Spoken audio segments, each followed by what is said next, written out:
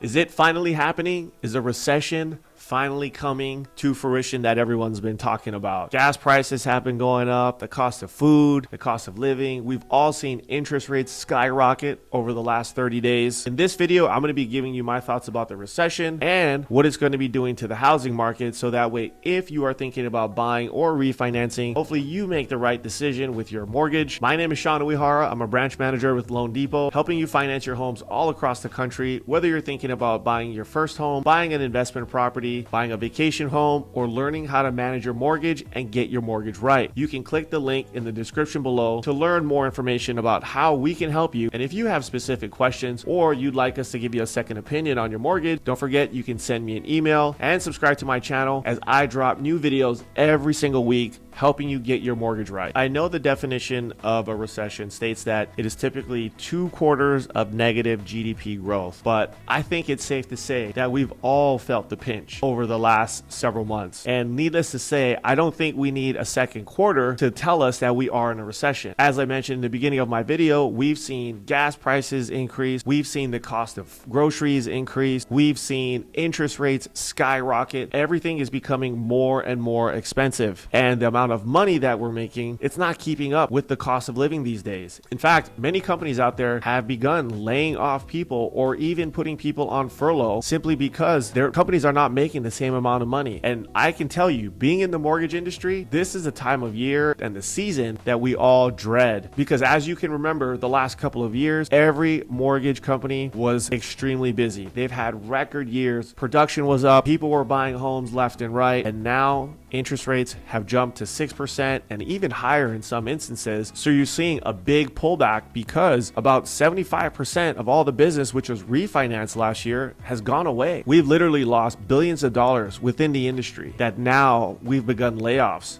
Like I mentioned, there's people that are getting furloughed. I've heard of companies that have reduced hours for a lot of their employees simply because they're not making the same amount of money. So how is that really going to transpire over to the real estate industry? I can tell you, within my office, we've seen many of our buyers put things on hold simply because of interest rates going up. Now, many of them, they put it on hold simply because as rates have gone up, their buying power has dropped quite significantly. On average, we've probably seen people lose at least $50,000 worth of buying power, depending on the price range of what they're looking at. So if you were once pre-approved for maybe $500,000, and depending on what your initial interest rate was for your pre-qualification, if it's gone up over 1%, you probably lost at least $50,000, if not more, worth of buying power. In these tight markets where we still don't have a ton of inventory out there, it still makes it a little difficult to try to find something in your price range. However, there are strategies that we've been starting to implement with a lot of our buyers because we are seeing price reductions out there in the marketplace. A lot of the price reductions that I'm starting to see, I don't think it's necessarily anything to get excited about. I think there are more overzealous sellers that were really aggressive with their pricing when they decided to sell their home, that they're now having to be a little more realistic with what they could probably actually trade the home for. And I think a lot of the strategies that were being used when folks were deciding to sell their homes, there really was no rhyme or reason. If your neighbor sold their home for $500,000 and you decided to list your home as well, you were probably just saying, hey, let's list for $550 and let's see if we can get it, because there's no inventory, there's nothing else in the neighborhood quite like my home, because as we all feel, our homes are the best homes on the market. So you had no rhyme or reason as to why you selected that $550. You went for it, and you know what? Because someone from another part of the country sold their home for an exorbitant amount of money, had all this cash, they were willing to pay that price for your property. So you didn't really even think about the value of the property. You threw out a number and you know what? You got it. And that's how things were done probably for the last 6 to 8 months. Before we get too far into the video, I want to give a shout out to our commenter of the week. This is going out to Steve B. His question was, hey Sean, is it better to pay off my credit card or pay them to a 30% balance? I'm looking to buy a home within a year. Thank you, Steve. Steve, thank you so much for commenting and being a subscriber. I really appreciate that. Now, how I would look at this situation if I was looking to pay down cards or pay them off, one is how much cash do you have saved up in order to purchase your home? If you are limited on funds, I wouldn't necessarily look to pay off all of your credit cards. I would try to get them down under the 30% limit, because that's usually where we see the most optimization with your credit score. So you don't necessarily want to take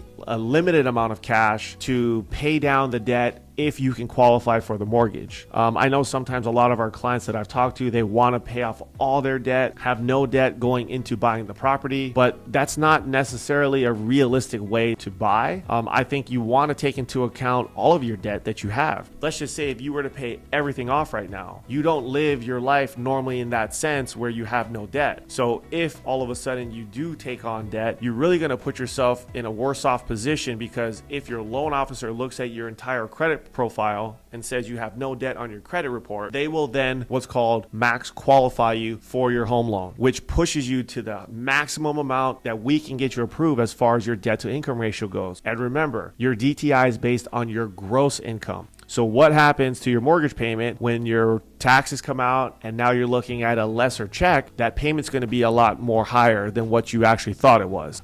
So I would definitely wouldn't rush out to go off and pay my credit cards completely off. However, like I said, if you have a ton of cash laying around and you have the ability to do it, then definitely go ahead and do that. It doesn't hurt you any means. But if you're strapped and you don't have a ton of cash, I would tell you to talk to the lender first, see exactly what you can qualify for. Does it work with your budget? And then from there, you can spend your money wisely. So don't spend it before talking to a lender first. Now that interest rates have climbed up, buyers are becoming a little more cognizant about their payment. They're becoming a little more cognizant about where their money's going, because again, things are getting more expensive and we've all seen that. We're starting to feel the pinch. I've actually talked to a couple of clients that have taken out personal loans recently. So I think not only are people trying to be more prepared for some sort of downturn, or even if the fact that things do get worse, which I do think things are going to get worse, people are starting to come up with extra reserves so that way they have an extra $10, $20, $30,000 in their bank accounts, so they don't have to worry about potentially skipping out on credit card payments or even their rent, or even if you do own a home, your mortgage payment as well. But I think as sellers become more realistic with their home prices, you will see some of these price reductions. Here in Las Vegas, we still have a couple of months worth of inventory on the marketplace right now. And as you know, that I've talked about in some of my videos before, a normal balanced market has about 6 months worth of inventory. So we are still technically, if you look at those numbers, in a seller's market. Now, instead of 20 or 30 offers on a house, you might have maybe 5 to 10. However, I still have some of the top agents that I work with that have told me they have still seen homes with 20 plus offers on them. So I think with all of these statistics that you might be reading, things you might be watching online, take it with a grain of salt, because I still think that you will see markets where things are still ultra competitive, but I think you will see parts of the market where you have these price reductions and people wanting to move their properties probably at a little more fair of a price. However, I still do think prices are inflated from what they need to be as far as affordability goes. There have been articles that have talked about how unaffordable homes have become these days. In fact, I think it's been the worst since the 1990s. So for the average person that's looking to purchase right now, I know for a lot of you, you feel it's almost impossible to buy a house. You feel helpless. But just remember, in tough times like this, there are still going to be great deals that will be done. There still will be people that will take advantage of the market and see past all of the frustration and everything else that's going on and look at the opportunity. So if this is you and you are frustrated, I would just urge you to take a step back, let that frustration go, because I understand how tough it is, because I see it every day with a lot of our clients that truly do want to buy a house. You're doing everything right with your credit score, you're saving money, and now interest rates have gone up. But be patient, because I'm starting to see more of the contracts that we get accepted with our clients. The sellers are willing to cover your closing costs or give you some sort of credit to help you get into your home. So despite the interest rate being higher than what maybe you initially got approved with, or what you'd like to see, because I know we all want to see the 2 or the 3%, but like I mentioned before, we literally got spoiled with that. So you need to let that go. Look at the today, which is the 6, or even if we can get you into the 5, look at the opportunities that can potentially come about with that. That is what's more important in the housing market right now, is letting the emotion go. Look at the facts, look at what works for you and your family, and make sure that you are doing the right thing and not necessarily rushing and chasing the next deal simply because you're getting FOMO and you think that interest rates are now going to go from 6 to 7 and you need to go and find a house. I still stand by my guards when it comes to